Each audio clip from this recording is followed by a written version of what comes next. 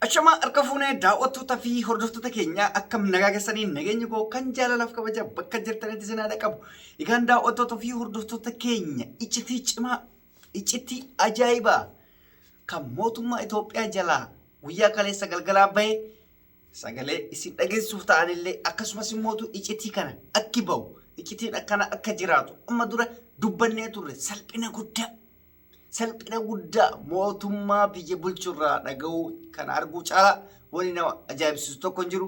Egaan daawwattoota hordoftoota keenya viidiyoo isaan waraabanii fi akkasumas sagalee isaan waraaban isin dhageessifna. Qophii kiyya amma xumuraatti yoo na hordoftan waan hunda adda baafattan jedheen abdadhaa. Namoonni YouTube chaanalii kiyya faaraa taatan subscribe gochuun maatii keenya ta'a. Akkasuma viidiyoo keenya like gochuun hin irraanfatina.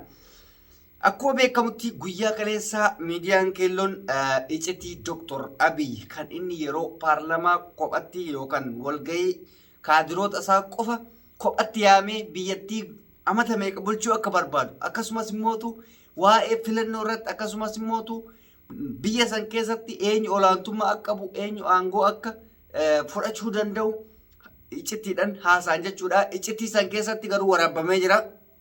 Viidiyoo sun akkatti waraabame sagalee sun akkatti waraabame baay'ee nama dhiba. Maaliif fattashanii waa hunda nama hunda fattashanii harka qullaa seessanii garuu iccitii sun dhokatuu hin dandeenye jechuudha. Kallattiidhaan harka miidiyaa keelloo seenee akkasitti guyyaa kaleessa galgalaa waccisiisaa bule kaadiroota jechuudha. Maal jedhanii akka waan sagalee kana namni fakkeessee haasa'uu danda'u mee sagalee Abiy namni wallaaleen jira. Feekidhaa yookaan immoo sagalee yeroo garagaraa walitti waraabdanii jedhe. Mee hundaafuu isinillee maal akka jettanii ilaalla waan ta'eef sagalee isaa waan inni jedhe. Amata 10 biyya tana anatu bulchatu ebbada malee. Mootummaan biyya bulchu tokko filannoo humnaan dabaruuyyuu bara humnaan darbaadha filannoo. Filannoo isa injifanne waggaa 10 illee andu ebbada malee aangoo kana gadi dhiisu. Barkanaaf mootummaa abbaa irree isiniin jechaa turre jiran waan biraatiif miti. Akka inni aangoo kanaaf jedhee waan barbaade godhu hin beekna. Kanaaf barnooti. Haala kulli haalaan viidiyoo kanarraa hin hubattan jedheen hordofaa mee dhageeffadha walumaan dhageeffanna.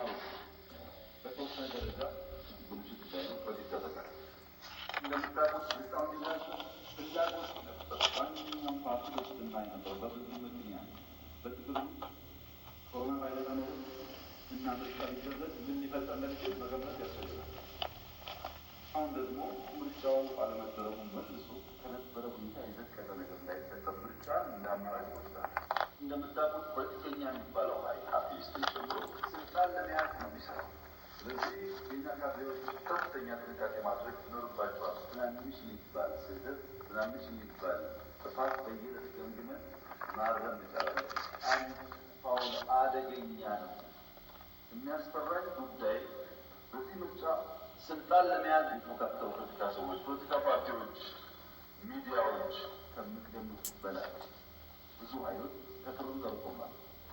እስከሚቀጥሉ 17 ድረስ ማንም ሰው መንግስት መሆን አይችልም። እሞታለሁ እንጂ ስልጣን አልሰጥም።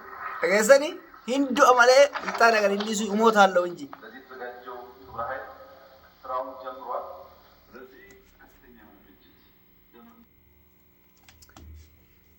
mootummaa biyya bulchurraa sagalee kana hanga kana dhaga'uun ragaa guddaadha jechuudha. Mootummaa abbaa irree jennuuf nuti lafa kaanee miti. Jibbaa isaa qabaannee miti. Siyaasa inni ittiin adeemutu nuuf galega.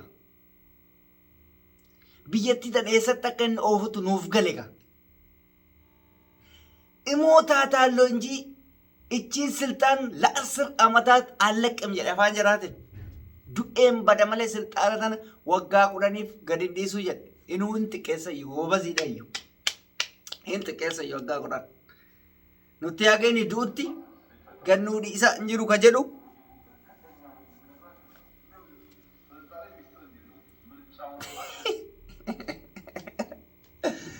Yaa Abiyoot kaasee habeet salphina kee. Rabbi dhugaa jechuudha. Namni dhiiga Oromooti taphate. Salphatu malee xiqqaatu malee kabajaan argatu rabbi biraas jaalataman argatu haala kanaan salphataa jechuudha. Mee amma mootummaan kun akka mootummaatitti dorgomee darbuu waan hin dandeenyeef waan ofitti hin amanneef jecha mirchaan osoo hin darbin mircaa darbinee jirra. Filannoon osoo hin ga'iin mircaa eessatti darbe? Filannoo tarree jirreedha. Immoo silxaana waggaa 10 abbaan fedhe aktiivistii ta'e politikaa paartii ta'e abbaan fedhe hono injifate imootaa taalloo inji allaqqim irratti hin du'a malee gadi hin dhiisuu jedhe. Kaadireedhaan immoo maal jedhe? Isinis jabaadhatii qabaa warra aktiivistoota fi warra siyaasaa hojiin keessan guddaan achirra jira qabaa. Kana jechuun maal jechuudha? Isinis olaantummaa qabdanii abbaa barbaadan akka barbaadan godhaa namnummaan nutti hin bu'ini. Mee maal jechuudha jara kenna? Mee ofumaa murteessaa keessumaayyuu warri as jala deemtanii nu mormitan mee kana gaafa dhageessan akkam jettanii murteessitan? Siyaasni waa'ee biyyattiitiif fi waa'ee uummataatiif malee namni jireenya dhuunfatiif wal jibbu hin jiru. Namni argitee ollaa ta'eef wal jibbu hin jiru. Namni fakkeenya ta'eef wal jibbu hin jiru. Ani warra Abiyyi deeggaru kanatu na dhibe. Gisee inni badii wayii balleessee irratti mul'atullee ima morman abbo. Siila uummanni mataa qabdanii ofii. Kun likkii isin hojjetaa? Anna ajaa'ibdanii bar. Badii inni dalaguufis harkuma dhooftan. Gaarii inni dalaguufis harkuma dhooftan. Isin maal jechuu kana jechuun warra of hin dandeenye. Sammuu namaatiin warra deemu. Gartee? Warra yaada mataa ofii ibsachuu hin dandeenye. Amma sagalee kana yoo mormitan xiqqoon saalfattanii. Mee maali isaatu fayyikii fakkaata?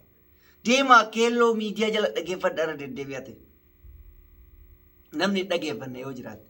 Salphina guddaa mootummaa keessa mudatee jira. Yaa keelloo hojii kee yaaddu. Salphina guddaa kana arguu caalaan Abiyyi duuti biraan hin jiru jechuudha. Maaliif?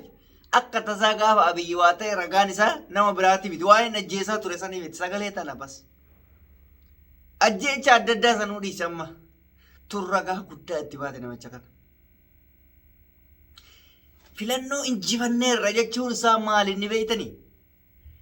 Kafaa'oo abaa'oo fi paartilee adda addaa dhiibee filannoo keessaa waan baaseef dorgomaa waan hin jirreef injifadhee jira jedhe. Kun zaahir beekama. Kana ajaa'ibe garuu waggaa 10 du'ee bada malee waa yaadadhee beektanii asirratti.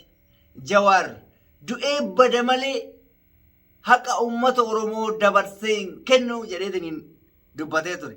Kun immoo faallaasaa du'ee bada malee aangoo kana dabarsee hin kennu dirqamaan waggaa 10 nan bulchaa jedhee murteeffate. Kana reemuutiin. Kanaaf nugus Abiyoot jenneen nugus jechuun akka waan achitti sayyamamee naggasamee argite achi akka hin kaanetti of ilaalaa jechuudha. Kanaaf ilma namaa badalii hamaadhaan aangoon kun kiyya jedhee waan ofitti amaneef haala suukaneessaa saniin abbaa barbaadde mataa keessa haleeli jedheeni ajaja mootummaan dabarseen uummanni dakanaa uummata keenyatti taphachaa jira jechuudha. Hunda caalaa warri deeggartoota isaa sammuu keessan keessa haa bultuuf. Dhiisi kuwwan mormituun dhiisima mormina. Warri deeggartoota hin sheenooytan guyyaa tokko. Badii innarra dalagaa jiru kanarratti dhaabbattanii dhiiga ilmaan Oromoo irratti dhiiga uummata Itoophiyaa irratti harka dhohitan kana guyyaa tokko sheenaa keessaan baatan.